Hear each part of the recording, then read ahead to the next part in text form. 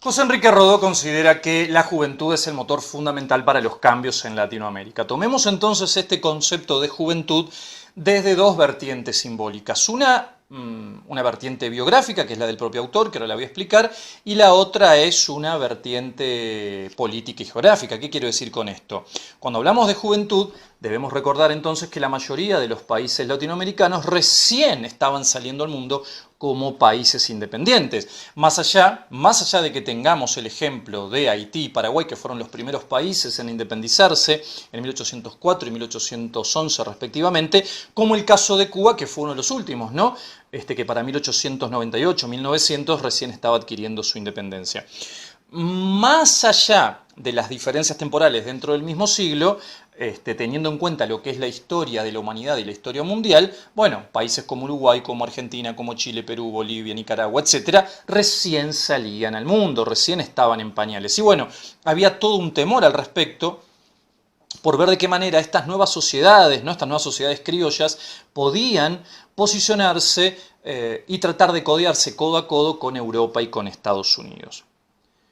Esa es la primera vertiente simbólica en la que José Enrique Rodó pone el concepto de juventud. Después tenemos la vertiente biográfica. ¿Qué quiero decir con esto? Muchos de los aspectos que José Enrique Rodó va a ofrecer sobre la juventud no son más que pequeños fragmentos de su propia dinámica de juventud o de su propia forma joven de ver la vida y cómo él se comportó, ¿no? Recuerden, o para aquellos que no lo saben, que José Enrique Rodó murió muy joven. Nació en 1872 en Uruguay, murió en Palermo, en Italia, en 1916-17 aproximadamente. Muy, muy joven. Entonces, veremos qué características le otorga José Enrique Rodó a la juventud. En primer lugar, para él, la juventud es el motor fundamental que promueve los cambios políticos y culturales. ¿Sí? Para él, la juventud es el motor fundamental de los cambios políticos y culturales. Ahora, ¿por qué? Bueno, porque él dice que la juventud tiene la fuerza que no tienen ni los niños, ni los adolescentes, ni los hombres de la edad de la mediana edad, y bueno, y mucho menos los hombres viejos o la senectud. La juventud se va a caracterizar entonces por una fuerza arrolladora, una fuerza que se va a llevar a todo el mundo por delante, tanto para bien como para mal. En este caso, repito, José Enrique Rodó considera y ve en la juventud una fuerza, un motor arrollador para generar el bien, para promover el ideal. Bien, esta fuerza que tiene la juventud debe ser utilizada entonces. ¿Para qué? No solo para llevar adelante a las sociedades futuras en el marco de la política y de lo cultural, sino que también van a tener que enfrentarse a todos los obstáculos y todos los desafíos que la vida les ponga por delante. Es ahí donde la juventud va a hacer valer quién verdaderamente es, ¿no? Aquellas sociedades o aquellas juventudes que no puedan enfrentar los desafíos y los obstáculos, su fuerza bruta, su fuerza estará mal direccionada, estará mal dirigida hacia cosas que preferentemente no serán la construcción de un ideal o de un bien. Entonces, la juventud promoverá los cambios políticos y culturales a partir de una fuerza arrolladora que entonces permita enfrentar los obstáculos y los desafíos. Una vez que se enfrentan estos obstáculos y estos desafíos, dice José Enrique Rodó, lo que va a caracterizar a la juventud también es el legado de un ideal. Es la construcción, por decirlo de alguna manera, de un sistema de ideas mucho mejor, ¿no?, que el sistema anterior o de nuestros padres. Por lo tanto, tiende a decir José Enrique Rodó que los ideales se reemplazan porque quedan obsoletos o porque mueren, ¿sí? Un ideal reemplaza al otro. ¿Por qué no tendríamos que preocuparnos? Después podemos debatir si el reemplazo de un ideal por otro, digamos, es mejor o peor.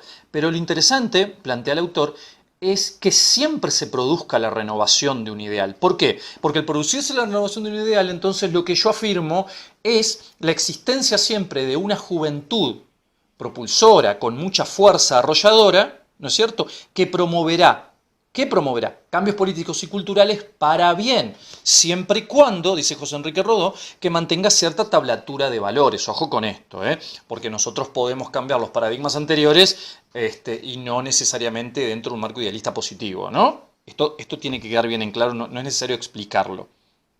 Entonces, la juventud es fuerza. La juventud es destrucción de los obstáculos y de los desafíos. La juventud es promover cambios políticos y culturales. Ahora, está más que claro entonces que José Enrique Rodó está posicionando su mira sobre un tipo de juventud. Una juventud de carácter aristocrático, no democrática, una juventud de carácter aristocrático, una juventud seria, reflexiva, tendiente al estudio, que no pierda el tiempo en chabacanerías, ¿no? Ni en la búsqueda de baratijas materiales.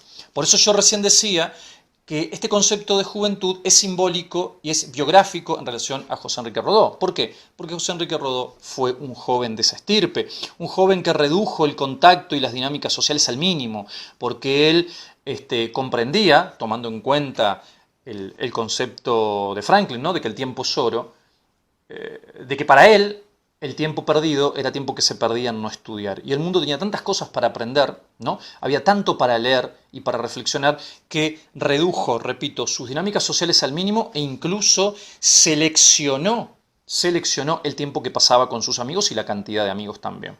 ¿Sí? Entonces, esta visualización, esta caracterización de la juventud no es más que un traslado del propio José Enrique Rodó, ¿no? Que vería en la juventud uruguaya, en la juventud rioplatense, lo que él era. Entonces reniega de toda juventud frívola, díscola, superficial, etcétera, que en su poco tiempo libre o en el tiempo libre que tenga, no de ocio, no se dedica a estudiar y a reflexionar o a ver de qué manera cambiar la realidad social. Y para terminar con este concepto, ¿sí? Algo que le preocupaba en aquel momento era que la juventud, teniendo todo este potencial, ocupara cargos políticos a muy avanzada edad. Eso a él lo preocupaba, ¿no? Porque decía que iban tomando el poder dinastías de familias, como en el caso podían ser los Herrera, ¿no es cierto? Los Valle y Ordóñez, etc., y que no dejaban lugar a otros apellidos, a otras familias, pero por sobre todas las cosas, repito, él veía que la juventud entraba cada vez más tarde en la política, lo que podía ser entonces para el progreso de América Latina un punto muy negativo.